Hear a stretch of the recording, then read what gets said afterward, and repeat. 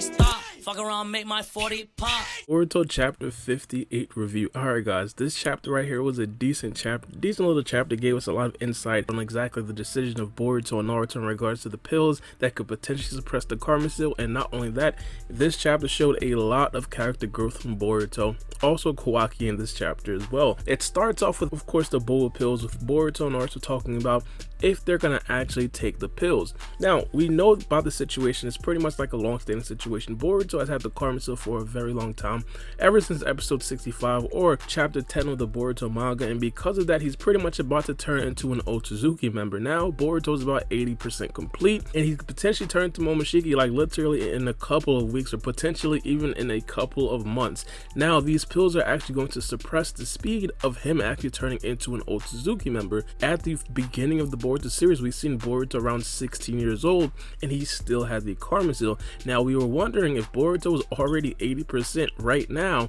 how in the world in 3 years was he still not 100% taken over by Momoshiki? And now we potentially have our actual answer.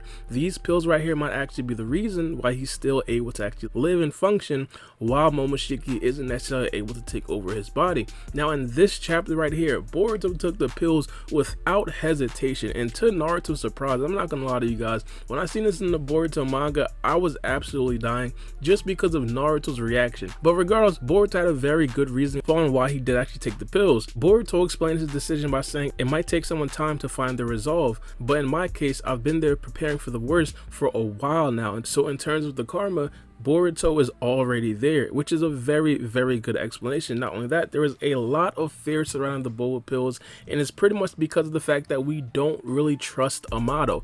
Naruto is extremely suspicious of Amato, Sasuke is beyond suspicious of Amato, and Shikamaru, I wouldn't necessarily be too surprised if he actually wanted to kill Amato in the next chapter of the Boruto manga. So for Boruto to just completely trust Amato and take these pills was very surprising to me.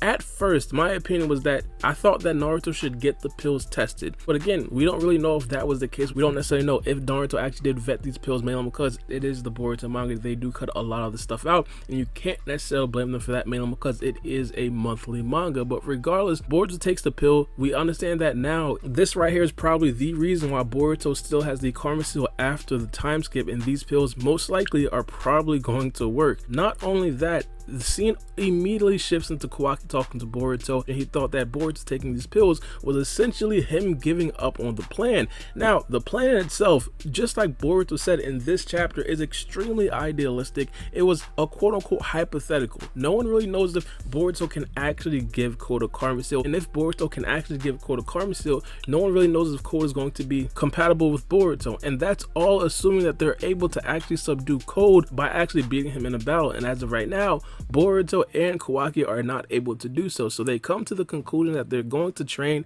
or they're going to need to train to actually beat Code in a battle. Now, they came to a disagreement. The disagreement was them basically saying, hey, we should train by actually honing our chakra, which is Sada's point of view, and Kawaki was saying that they need to train by actually fighting each other in an all-out spar. Now, my opinion about this, I don't think that either way is going to get them to where they need to be in regards to actually defeating Code. 1v1, that's out of the question. I think what we are kind of thinking about right now, or what they're kind of thinking about right now, is of course Team 7 plus Kawaki versus Code and the other cyborg. But again, I think that right there, that scenario is extremely far-fetched. A more likely scenario that we can possibly see for them, potentially beating Code would have to be them, Team 7 plus Kawaki, plus Naruto, plus Sasuke, and plus a couple other Jonins. Mitsuki and Sada would definitely be in the battle mainly because they were in this chapter right here. One thing that we do know about the Boruto manga, or from the previous Boruto, right, that we didn't know about the Boruto manga, is that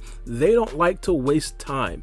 If Mitsuki and Sada are not going to be in any battle, they would not be in this situation training. And that right there gives me the impression that they will be in a battle very soon. Now, it doesn't necessarily guarantee that they're going to be in a battle versus Code, but it does guarantee that they will be in a battle in the future. But here's where Kawaki goes absolutely ballistic. In this chapter, Kawaki literally fought all of Team 7. Of course, some people might say that Konohama is a part of Team 7. Honestly, I don't really have Konohama's part of TM7, but you guys know why. But regardless, he starts off the assault by attacking Mitsuki. Now this right here was more of like a playful attack.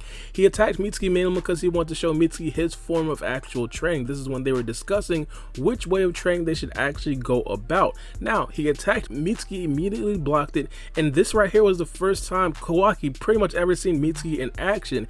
And Kawaki said that he thought that Mitsuki had a lot of potential, and he just actually confirmed it. Now of course, Kawaki tries to counter that, takes his arm out of the cell multiplication arm that he didn't make, and then actually tries to attack Mitsuki again.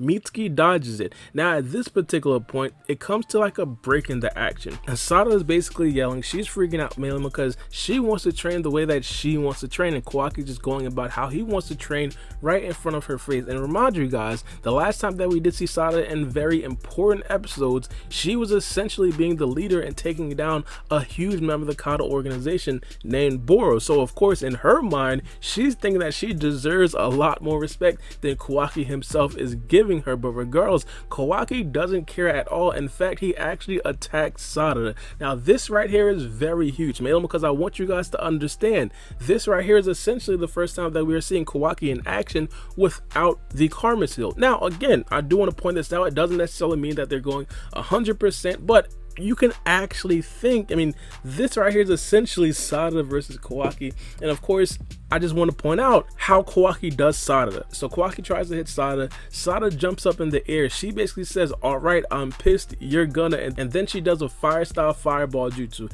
Now here's the thing, it doesn't necessarily say it's a fire style fireball jutsu, but we understand how a fireball jutsu looks, and we understand it is an Uchiha doing it, so it's most likely, more times than not, going to be a fireball jutsu.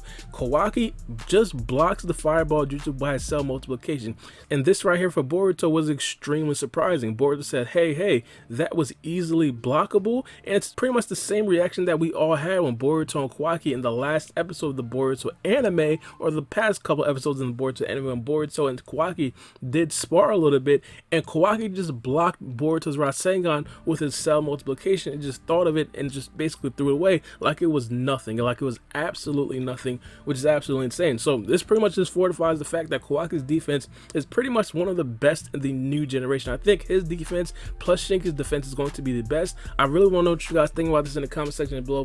Which defense do you guys think is better, Shinki's or Kawaki's? But regardless, he blocks the fire style fireball jutsu. Sada is basically confused. Sada throws some kunai at Kawaki. Kawaki just speed blitzes. The kunai actually hits Kawaki, but it turns out the person that was hit, or the Kawaki that was hit, was actually a shadow clone, and in the next blink of an eye, Kawaki is right behind Sada, literally just winding up, about to actually chop her head off, but just in time, Boruto actually saves Sada. Now again, this right here is a very interesting battle, man, because we understand that Sada is essentially a very strong character in regards to the gains slash tunings in the Boruto anime, and Kawaki quite literally could have actually killed Sada in a matter of what, 20 to 30 seconds, something like that. And again, this is Kawaki's first battle with no Karma Seal.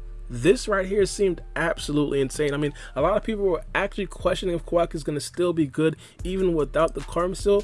I personally think that this right here just reaffirms the fact that Kawaki is a different breed. I mean, Kawaki barely knows ninjutsu. Like, imagine how good he can possibly be just with this, just with how he is, the speed feats, just the shadow clone, everything like that. Now add Sage Mode or something like that in there. Just imagine. And then in the future, you have to factor in the fact that he's probably going to get a Karma Seal again, man, because we've seen what he looks like post time skip, which is absolutely insane. But after that, Boruto comes in, he wants to defend Sada. He then starts to square up Kawaki. He understands that, hey, the only way to actually get Kawaki back down is to actually engage him in his way of training. Kawaki says, okay, their agreement is if Boruto beats Kawaki in his way of training, they now have to train in the way that Sada wants to train, which is of course the old school traditional kind of boring way of training and honing their chakra skill. So the battle starts, they hit each other similar to how Delta and Naruto hit each other when they were actually fighting against each each other. This right here kind of signifies that they're a little bit equal, or they're fairly equal in battle strength.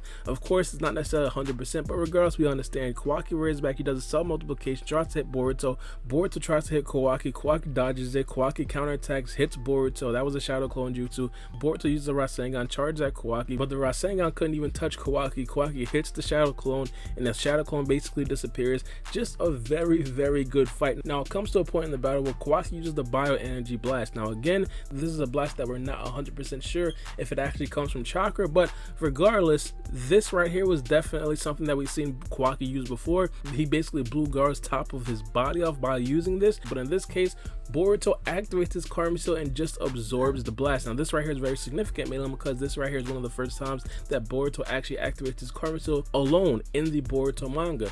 Again, he just does it very quickly, absorbs the blast, and then Boruto uses a lightning style thunderclap arrow, tries to hit Kawaki. Now, here's the thing, Kawaki is still in the mind state of him actually having the Karma Seal and actually tries to absorb the thunderclap arrow. Of course, because he does not have the Karma Seal, he could not absorb the thunderclap arrow, and he gets hit with it straight head on, and Kawaki ends up losing the battle. Now, I talked about this a little bit in my spoiler review. I talked about how this right here doesn't necessarily guarantee the fact that Boruto is actually stronger than Kawaki. Kawaki just had a misstep. Kawaki just had a mistake, and this is exactly what sparring is for. I think this right here is actually a reason why Kawaki was right in this particular situation.